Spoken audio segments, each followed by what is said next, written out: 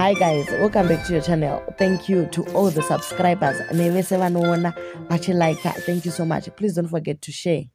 Gogo musalad mai Ketina Masomera vakabuda palive nezuro yemwana wavo vana Dorine vakataura kuti vari kuda kutorera Ketina peace order nekuti anovatuka uye vari kutoti atanda botso chaizvo.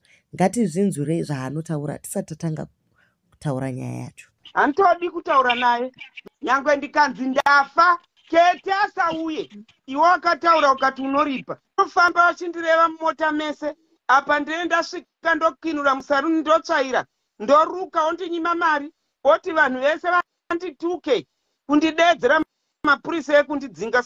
Gogo vari kuti mari dzavo dzavanoshanda kusaluni kwaKetina havasi kudzipiwa uye Ketina anovashandisa semusikana wavo webasa. Ndivo vanochengeta vana kumba, ndivo vanomanya kusaluni kunovhura nekutsvaira. Gogo vakarukawo vanhu vavo pasaidi. Ketina anotora mari, ndo imwe mari yaari kubatsira kusponsa hanzvadzi dzake dziri kubva kumusha. Apedza ipapo ohotspota vamwe vana kuti vavengane naGogo. Handiti Gogo vakabva vataura nyaya dzakawanda, dzimwe dzacho vachipinza vana Chris maboyfriend. Actually Chris is the husband waKetina. Hatizivi kuti vakasiyana here mazuva ano nekuti Ketina handiti ari busy namandla. Saka vari kuti panyaya yese iyi Ketina ari kufungira kuti Gogo vanodanana naChris pamwe chete naRoni vakomana vani vaKetina. Unogofungira mai vako sei panyaya yakadai so. Evidence abva anyora iye akati this happens when parents leave their daughters to train themselves on the streets. Amai ava havana kwavo, ndivo vanopesanisa vana. Keti anotuka Dorine, vapedza ipapo vanenge vachituka Dorine. Nhasi vana Dorine busy kutuka Keti, ndivo vari wrong. Kana uri mai rega kunyeya umwe mwana neumwe mwana.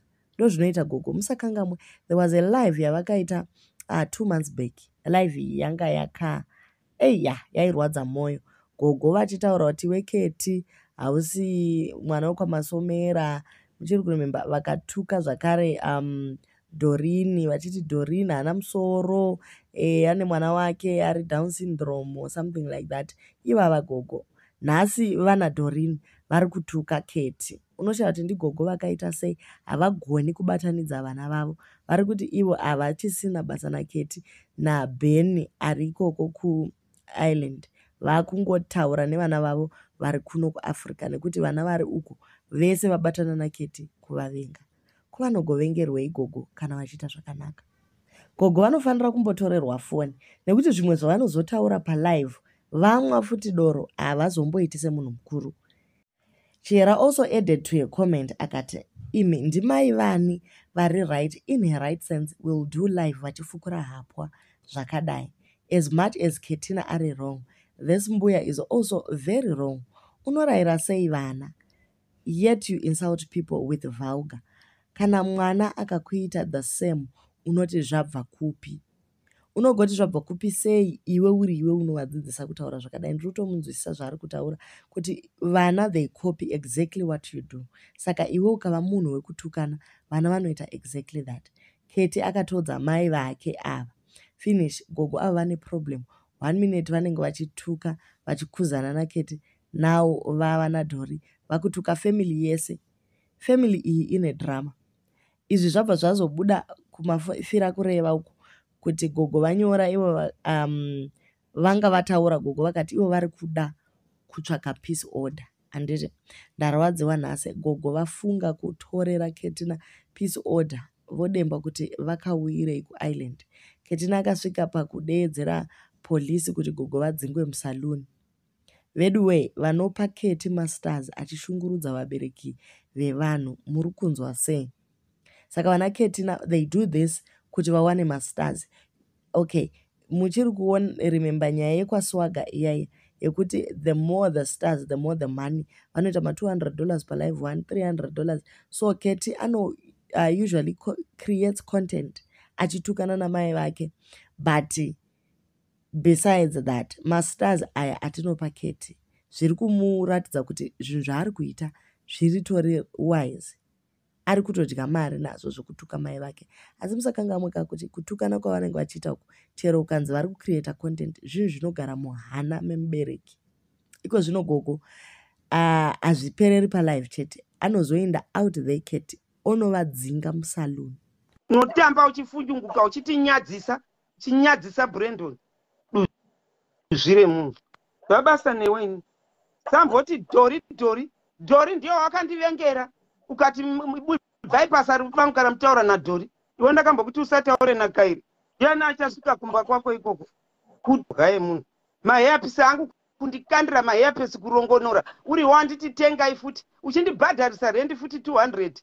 Aiswa kwa Rosa. Wakunoti Rosa vadzingei muchifoma makuwa. Ita sema nonzi musaruni macho nechauri kuwana. Andidi nemashoko angu. Andidi. Ndiwo mashoko agogo aya vachiexplaina kubatwa kwavanoitwa nemwana wavo Ketina.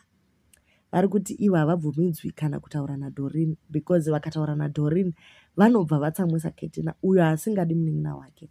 It was only recently pakatanga Doreen kuzotoedza kukumbira uregero kuna Ketina, uyo akabva aramba.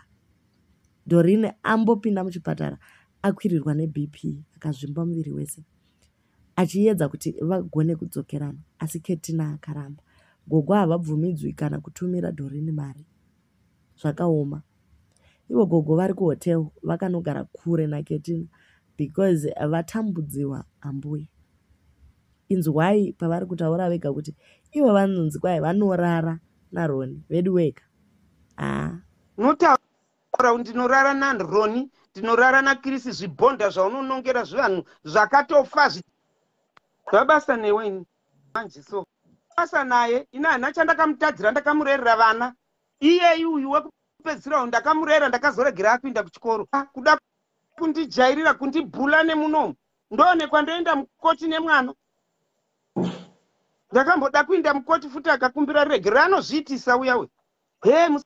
Musamorese shami. Musazodii. Iwe watora mari dzangu wakwidza vanhu vako ivavo. Wonditi usavamhorese.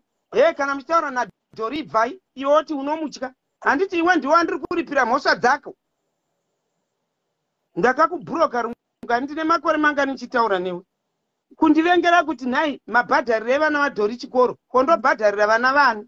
Ndabasa naye handimutyenyi. Handitombotyikana. Ndabasa naye.